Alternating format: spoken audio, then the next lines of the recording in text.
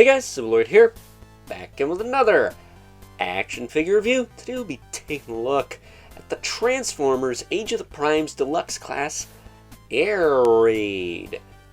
The second aerial but we'll be taking a look at here on the channel, brought to us by the fine folks over at Hasbro. Despite the fact I had a bit of a QC issue on mine, him and Slingshot both actually had to heat something up in order to get it to fit, which is, I think, a first for a Transformer, at least for me. Usually I don't have to do that, but whatever, I suppose. I was able to fix the problem, so I guess all is forgiven, question mark. Either way, before we get too far ahead of ourselves, why don't we cut right to the chase and get into the meat and taters of this review and take a look-see at all Air Raid has to offer in terms of accessories. He's got two of these little pistols here. You can, of course, mount under his wings in jet mode, or you can simply put him in his hands like pistols in robot mode. So that is cool. Take a closer look at him. This shin here is the piece I had trouble with, but it seems to be snapping in okay now. So again, all is forgiven, question mark. But a very nice looking robot mode. A little bit more substantial than the components that will turn into Superion's arms, Slingshot, and what's the other guy's name? Fireflight. But folding those back. As far as his articulation goes, his head will rotate, look up and down a little bit. Shoulders will pop out, back down. They will rotate forward and back. He's got a single jointed elbow. No ports on the forearms, it seems, so you're literally just going to have to put his blasters in his hands like this and like this, whereas the other guys had ports on their arms. You could actually give them wrist mounted blasters, but there you go. He does have a waist twist, which is nice to see. Hips will kick out, back down. He does have some schmutz here that I'm probably gonna have to chip off, but he does kick forward and back. He's got a thigh cut. He's got a single jointed knee, and then he does have a little bit of ankle articulation. Pretty decent rocker, a little bit of forward. So yeah, very, very nice. I will say he does have some extra tail fins for jet mode. I just leave those on the backs of his legs. I don't really see the point of taking them off.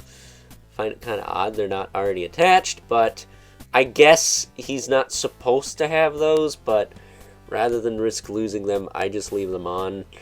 I'm not really a stickler for accuracy. I just want the correct figure to be the correct limb. So if this guy's supposed to be the left leg, well, then he's going to be the left leg. If one character's supposed to be the left arm, I want him to be the right arm. You know what I'm saying?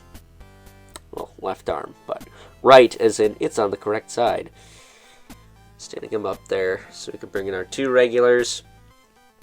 The Mythic Legion's Brother Mandibolith, as we bop him all over the place. There you go.